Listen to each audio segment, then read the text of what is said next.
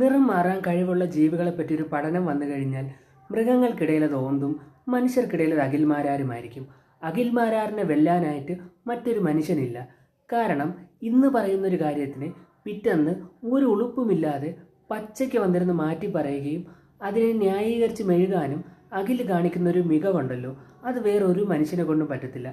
സത്യം പറഞ്ഞ ഓന്ത് പോലും പുള്ളിയുടെ മുമ്പിൽ തോറ്റു തുന്നം മാടിപ്പോവും. നമ്മുടെ ഓന്തുമാരാർ പലവട്ടം പറഞ്ഞതും പിന്നീട് മാറ്റി പറഞ്ഞതുമായ ചില ക്ലിപ്സ് ഞാനിവിടെ വയ്ക്കാം. ഞാൻ ഇത്രയും നാളായിട്ട് എന്തുകൊണ്ട് ബി.ജെ.പി പോയില്ല? ഈ 2 വർഷമായിട്ടും ബി.ജെ.പി വേദികളിലോ ബി.ജെ.പിയുടെ ഔദ്യോഗിക പരിപാടികളിലോ പങ്കെടുക്കാതെ ഏറ്റവും കൂടുതൽ കോൺഗ്രസ് വേദിയിൽ പങ്കെടുത്തത് നമ്മുടെ ഉള്ളിലൊരു മതേതരവാദി ഉണ്ടായതുകൊണ്ടാണ്. ഇപ്പം ബി.ജെ.പി എന്ന രാഷ്ട്രീയ പാർട്ടി ഉണ്ടല്ലോ, ഇവിടെ ശബരിമലയ്ക്ക് പ്രശ്നം വന്നു കഴിഞ്ഞാൽ അയ്യപ്പനെ സംരക്ഷിക്കാൻ വേണ്ടി ബി.ജെ.പി പോകാറില്ലേ? എന്താ പാവങ്ങളെ സംരക്ഷിക്കാൻ ഇറങ്ങാത്തത്? മനുഷ്യന്റെ പ്രശ്നം എന്താ മുൻഗണന കൊടുക്കാത്തത്? ഒരു ദൈവത്തെ കാട്ടി വലുതല്ലേ മനുഷ്യൻ? ദൈവങ്ങളെ സംരക്ഷിക്കാൻ നടക്കുകയാണ്, മതങ്ങളെ സംരക്ഷിക്കാൻ നടക്കുകയാണ്. നിലപാടിന്റെ രാജകുമാരൻ. എന്തുകൊണ്ടാണ് വൈകിയെന്നാണ് നിങ്ങൾ ചോദിക്കേണ്ടത്. എന്തുകൊണ്ടാണ് ഞാൻ 2020 ചേരാൻ വൈകിയെന്നൊരു ചോദ്യമായിരുന്നു ഒരു പക്ഷേ ചോദിക്കേണ്ടത്. മറ്റൊന്നുമല്ല, കാര്യം പലപ്പോഴും പലരും എന്നോട് ചോദിച്ചിട്ടുണ്ട് ഏത് പൊളിറ്റിക്കൽ ആശയമാണ് ഉള്ളതെന്ന്. മറ്റേ കോൺഗ്രസ് ആണോ ബി.ജെ.പി ആണോ പലരും ചോദിച്ചിട്ടുണ്ട്.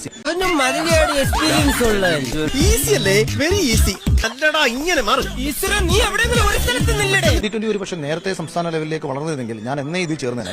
2020 അടുത്ത സമയത്താണ് ഈ പറഞ്ഞ NDA ചേരാൻ തീരുമാനിക്കുന്നതും സ്റ്റേറ്റ് ലെവലിലേക്ക് അവർ വളരാൻ തീരുമാനിക്കുന്നത്. സ്വാഭാവികമായിട്ടും എനിക്ക് ഭയങ്കര കംഫർട്ടാണ്, ഞാൻ ഭയങ്കര ഹാപ്പിയാണ് 2020 പോലത്തെ പൊളിറ്റിക്കൽ ആശയത്തിലേക്ക് വരുന്നത്. എന്തായാലും നമ്മുടെ അഖിൽമാരാർ ഏത് പാർട്ടിയുടെ ബാനറിൽ ഇനിയിപ്പോൾ സ്വന്തം മണ്ഡലത്തിൽ നിന്നാൽ പോലും ജയിക്കാൻ പോകുന്നില്ല. പുള്ളി 8 നിലയിൽ പൊട്ടും എന്നുള്ള കാര്യത്തിൽ യാതൊരു ഡൗട്ടും വേണ്ട. കാരണം കേരളം കണ്ടതിൽ വെച്ച് ഏറ്റവും വലിയ നിലപാടില്ലാത്തൊരു മനുഷ്യനാണ് ഈ അഖിൽമാരാർ.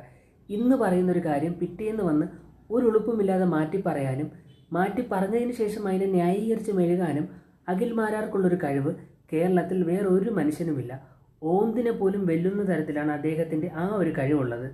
എന്തായാലും താങ്കൾക്ക് പറ്റിയൊരു പണിയല്ല രാഷ്ട്രീയം. പറ്റുമെങ്കിൽ നല്ലൊരു ഡയറക്ടർ ആവാൻ ശ്രമിക്കൂ. ഒരു പടം എന്തായാലും ഫ്ലോപ്പായിപ്പോയി, ഇനിയെങ്കിലും നല്ലൊരു സിനിമ എടുത്ത് വിജയിക്കാൻ നോക്കൂ. രാഷ്ട്രീയം എന്തായാലും താങ്കളെ കൊണ്ട് പറ്റുന്നൊരു പരിപാടിയല്ല.